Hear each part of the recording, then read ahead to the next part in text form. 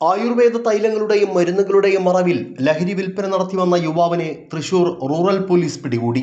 പാവറട്ടി കാക്കശ്ശേരി സ്വദേശി ലിജിനാണ് വൻ ലഹരി ശേഖരവുമായി പിടിയിലായത്.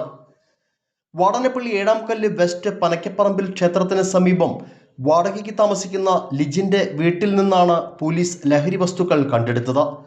ഇയാൾ പാവറട്ടിയിൽ ഒരു ആയുർവേദ ഫാർമസി നടത്തിവരികയായിരുന്നു. ഇതിന്റെ മറവിലാണ് ലഹരി ഇടപാടുകൾ നടത്തിയിരുന്നത്. 21.5 കിലോ കഞ്ചാവ്, 260 ഗ്രാം മാരക രാസലഹരിയായ ഹാഷിഷ് ഓയിൽ എന്നിവയാണ് പിടിച്ചെടുത്തത്.